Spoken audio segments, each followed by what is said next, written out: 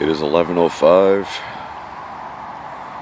and the rain has stopped. It's a beautiful early afternoon.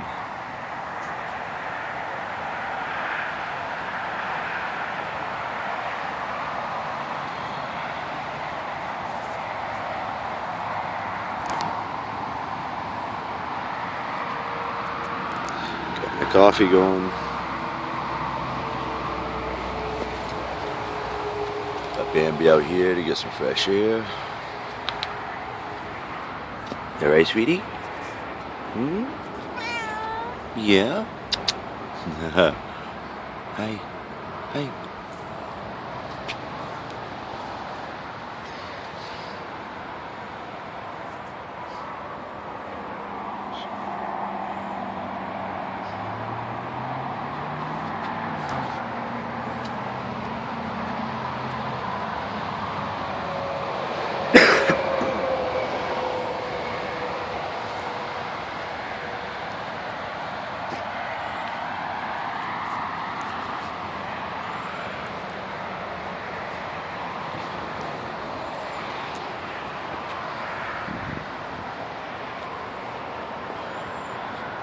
That's just the generator. I got it wrapped up, protecting it from the wet.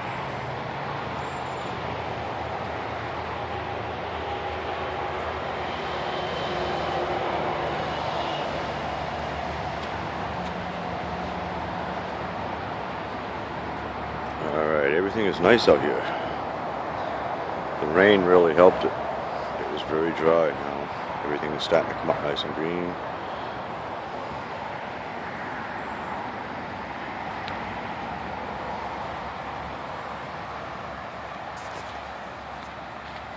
Today is going to be a very good day. Productive, good day.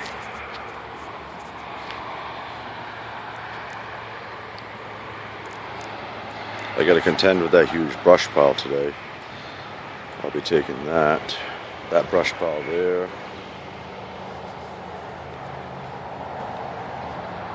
and putting it about center screen in there, so that I'll have several good-sized brush piles.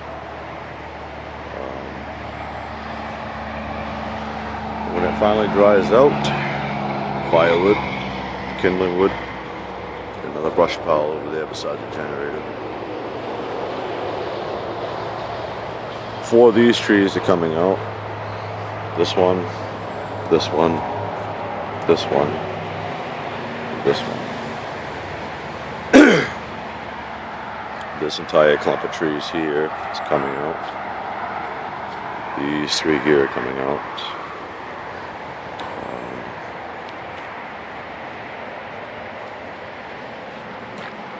These 2 small ones are coming out, or should I say 3. These 2 are coming out. This one's coming out. This apple tree, we're going to leave that. I trimmed it up, so.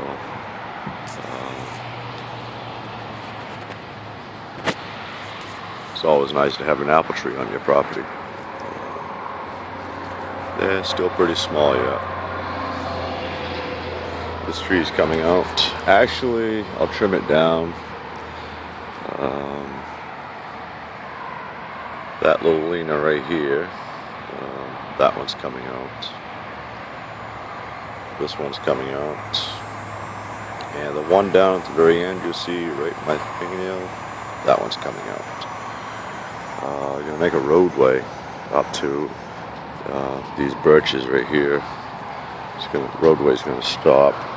It's more like a driveway, but for right now it's a roadway we're going to use to get supplies up here, building materials, and gravel. I noticed last night, and I caught it on video and I'm going to post it. If you look right up in the center, you'll see lightning struck this tree. And she made a boom last night. I come out this morning and there were branch pieces all over the place, so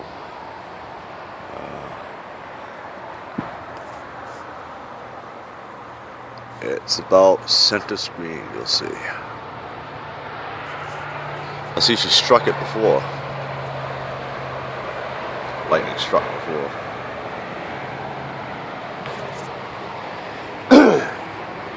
So technically, like I was saying in my video the other day, I'm good to go except for the possibility of lightning strikes. In this area right here, there's not really a whole lot of protection. You're surrounded by tall trees.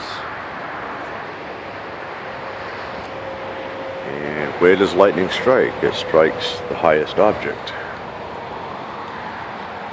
So with any luck, it'll see me as a little midget or a dwarf or a little person, however you want to call it, and it'll leave me alone.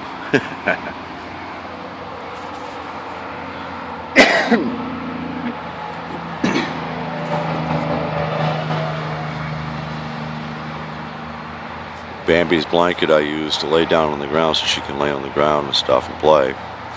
I got another one for her, a brand new one. It's a big green comforter. I'll get rid of that white one. That one's dirty. I should have known not to put white on the ground, but being Mr. Know-It-All me, I had to do it my way, huh? Alright, I got something I want to say to everybody that watches this. There's probably not that many watching this, but for those that do, I know that what I'm doing seems kind of psychotic, and I know that you're probably saying, this guy has got something wrong with him. And I don't blame you for saying that. I really don't. But you have to understand, this is my only opportunity to do this. I have well over 30 acres at the tip of my fingers. If I play my cards right, develop the land and stay here for 5 summers, it belongs to me under squatters' rights. I talked to several attorneys, I talked to the prosecution, I even talked to Department of Transportation, state of Maine, and I even talked to a forestry division, and they all said the same thing. It's going to be extremely hard, but if I succeed, then I basically inherit 30 plus acres. That's very important to me. I don't know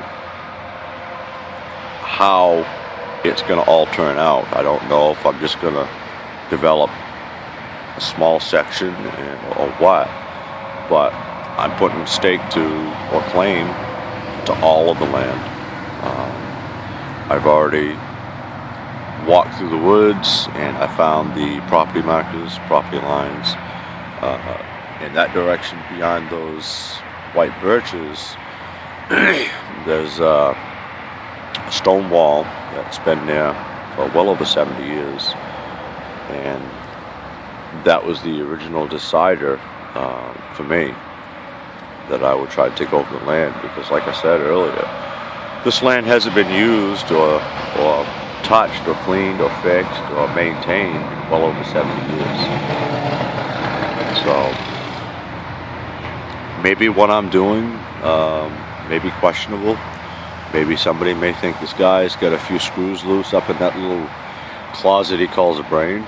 Maybe you're right.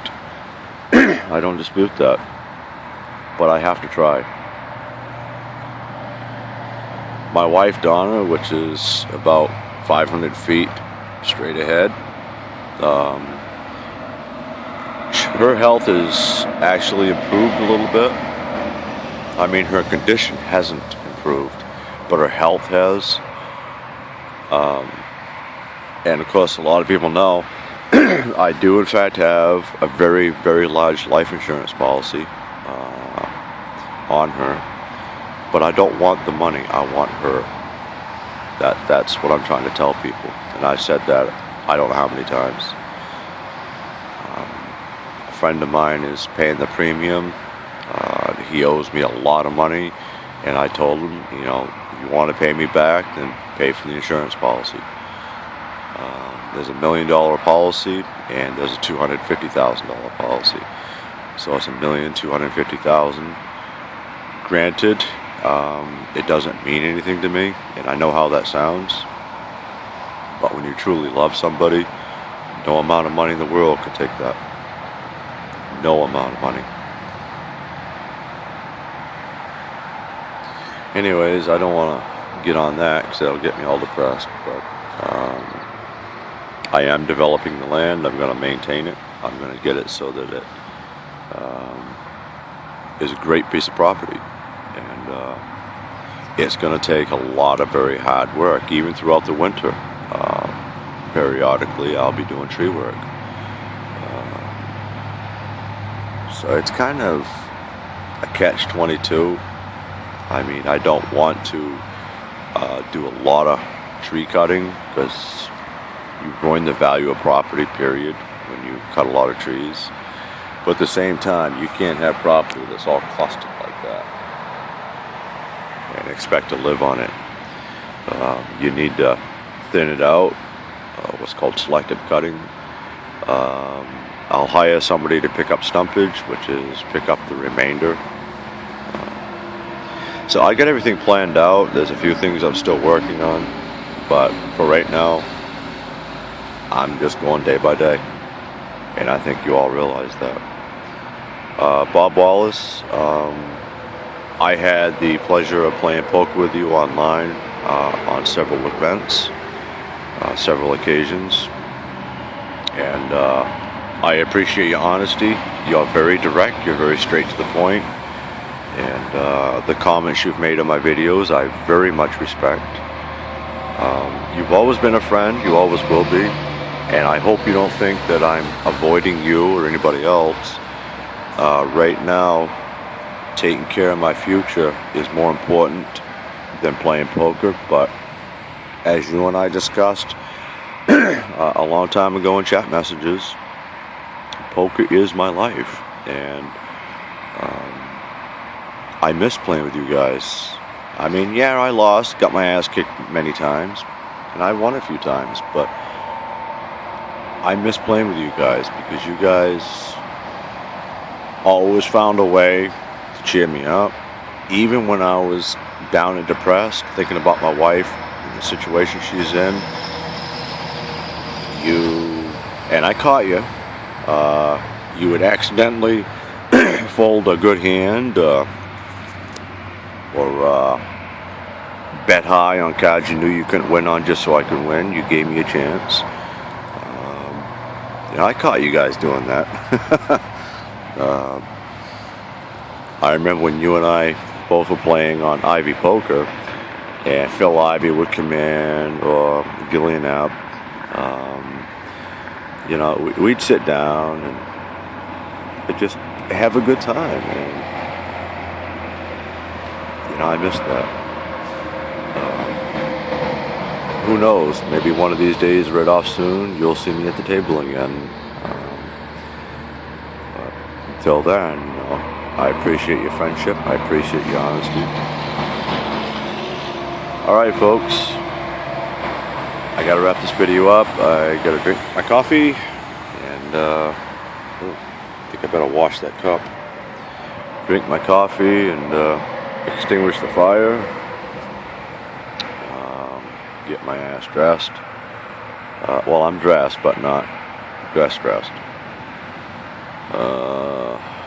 And then I gotta get busy. Alright, folks. Thanks for listening.